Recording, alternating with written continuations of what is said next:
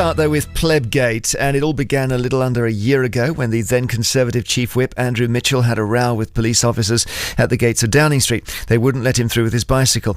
The row and the events which followed all revolved around whether he'd called them plebs. He, it seems, didn't, but they said he did. The case now is focusing on one particular incident when Andrew Mitchell met 3 police officers from the Police Federation last October. They were talking really about clearing the air together, but immediately after the meeting, the officers went outside and addressed the waiting press, and this is what they said. Whilst he has repeated his, to use his words, a profound apology with feeling for what he did say, he has also repeated his denial of using many of the words reported in the officer's notes recorded at the time.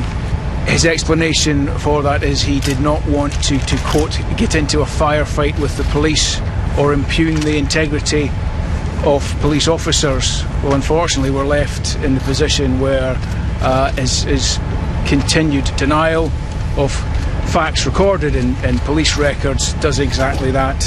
So we are no further forward than we were an hour ago. Should we resign? I think Mr Mitchell now has no option but to resign. He's continuing to refuse to elaborate on what happened. I think his position is untenable. So those officers called for him to resign, and under mounting pressure, that's exactly what Andrew Mitchell did. But then the plot thickened. Mitchell had taken, it turned out, a secret recording of that meeting. It's not that easy to hear, but let's listen to just a few seconds. It's quite possible that there was a mishearing or something.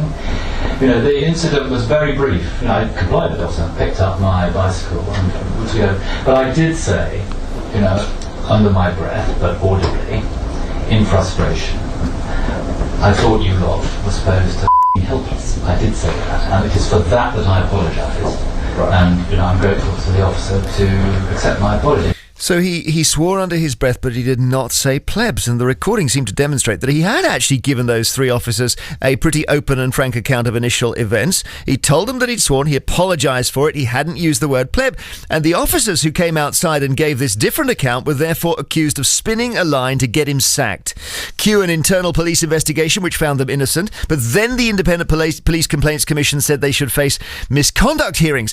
This week, the 3 police officers themselves answered questions in front of MPs in Parliament and were unrepentant, but then their bosses, the Chief Constables of Warwickshire, West Mercia and the West Midlands, also faced questions, and they did apologise. So, after all that, is that the end of it?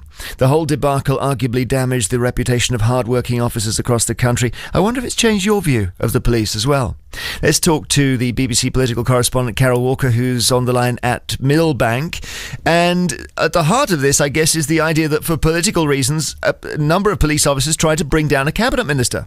Yes, hello, Jeremy. Well, as you spelt out there, it is a long and a complicated sequence of events. But yes, we have still got the Crown Prosecution Service, the most senior prosecutor in the land, looking at the file on that original clash at the gates of Downing Street.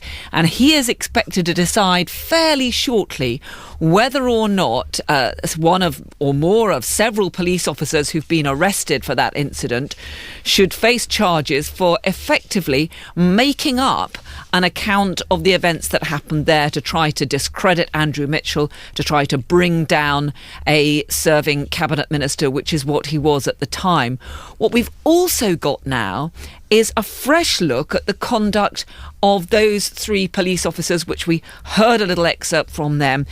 These were Inspector Ken McHale, Detective Sergeant Stuart Hinton and Sergeant Chris Jones, who gave evidence to MPs yesterday. Now, when they gave evidence, the chair of the committee talking to them said that their evidence was totally unsatisfactory, and the decision that they should not face any kind of misconduct proceedings is now going to be reviewed. There's going to be another police look at their behaviour because, as you explained in your introduction there, the account that they gave out after the meeting seemed to pretty much contradict the transcript which you can read, which Andrew Mitchell had taped the meeting, and you can read the full transcript. So there is now a fresh look at whether those 3 officers officers should face misconduct proceedings. I should say they have refused to apologise to Andrew Mitchell, though the chief constables of their forces have done so. So that's where we've got to at the moment.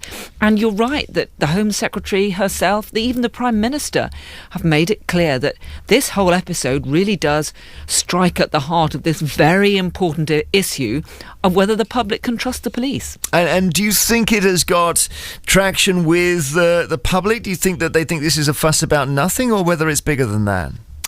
Well, we had a BBC survey earlier this week, Jeremy, and that said that although overall public confidence and trust in the police was pretty high, there were about a quarter of those questioned who said that their trust in the police had been damaged by what had gone on.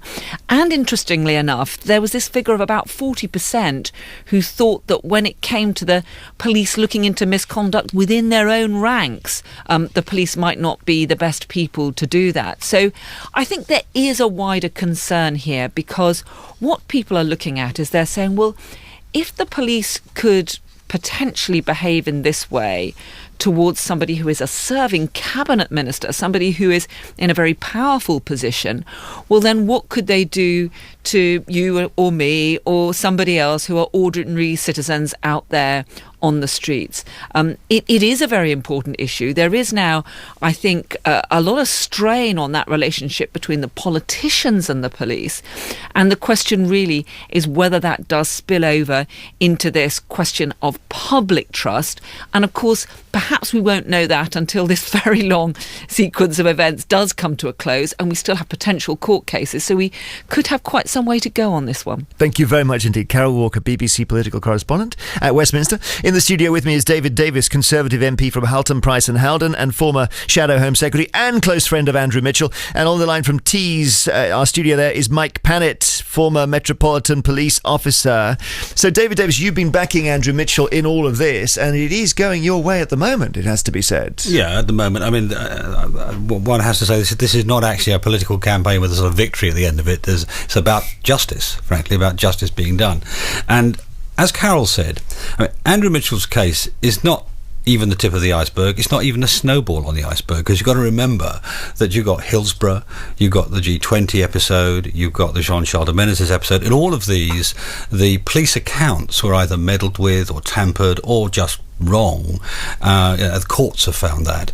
And the problem here is less about Andrew than about the fact that we've got a fantastic police force generally. Most of the people who are serving the police do that for the right reasons, do a good job, but there's always a small number of bad apples. And the question is, are we able to deal with those bad apples? Are the police themselves able to deal with those bad apples? Yesterday, the deputy chairman of the Independent Police Complaints Commission, completely independent of all this, said these people should have been charged with gross misconduct, not just misconduct. They can be fired for that. They can be fired for that. Very big difference, of course. All the other things carry a warning, but that carries firing. And she said that. So very serious. So I think it's a big issue. Frankly, not because of Andrew. I mean, the comment, what chance the kid on the street? Andrew's got people around him who can invest a year in this stuff and sort of sort it out and sift through it and do the forensics and get the CCTV and all that sort of stuff. If you're just an ordinary citizen who's not got all of that, and this happens to you, what do you do then? Mike Pannett, that's a very good point, isn't it? That if this is what happens to, as David Davis says, the kid on the street, they can't bring in 5 MPs to help them. Look, I think we need to take this back a little bit, and I've listened to what David Davis has had to say there, and quite right. We want to have, I believe we've got the best police service in the world, and occasionally there are the odd bad apple, but I think what's not been helpful here is we've thrown everything at policing, bar but the kitchen sink that's gone wrong over the last 3 decades. And, I've been fielding questions last week at the very time when police officers were lining up getting bravery awards from the Prime Minister, all that went wrong with the Lawrence inquiry, that the entire Metropolitan Police were institutionally racist, and then we all, bringing up Hillsborough again, and I'm getting police officers up and down the country who are absolutely devastated. Just let me ask you about by one thing, Mike, about this case. Yeah. When these three officers came out of the meeting with Andrew Mitchell and misrepresented what he said, Yeah. they said he continues to deny what was in the police log, as if the police log is Bible. Well- And now, as a result of this, we know that we're pretty sure that what was in the police log was not true. Now, just an ordinary citizen like me, that's a shock, I think to know that it look, could be made up. Do you know what? I think the entire British public, me included, I think this is Plebgate take 25. What we've got to do is look at, will we ever find out what actually happened at those gates at number 10 when there was an altercation? Who knows? But, Probably. The officers in question, there's several strands to this, as has been pointed out. There's the original officers who weren't, they haven't been arrested, and obviously this will all come out in the inquiry next week. And what about their integrity? They've served on those gates for years without any issue whatsoever of this kind. But then there is a separate issue of what went on following that, which is being investigated, in my view, a rogue officer, and let's get that out. We don't want any of that. And then there's this issue in the West Midlands, and in my case, at the time I thought this is a very, very bad idea. There was, don't forget, about a year ago... You mean people campaigning against the government? Absolutely. In police uniforms, essentially? Well, absolutely. I didn't think that was the best thing to have done at the time. Let me put that to... Hang on, let me just bring David back in there. Is one of the problems for you, David Davis, that the Police Federation essentially used this whole pleb thing to campaign against the Conservative Party? Is that what it is? Well, that's not by itself. That accelerated the pressure on Andrew, and it led him to resign, I think, at the end of the day. But the more important to me is it's not one, Mike, as it said, one bad officer. There are actually a number of officers were arrested. At least one we know basically masqueraded as civilian, put in a completely bogus witness statement, a bogus report email. Another person was bogus and was arrested. So the whole series... we'll let the courts decide on that. Exactly, I wasn't going to name them, but the whole series of things happened. 8 people arrested. Now, some of them may be innocent, but 8 people arrested. This is quite a big and complicated problem. Hang on. As Mike said, the person who wrote the word pleb down in the duty log, as I understand, has not been arrested. Not that I'm aware of.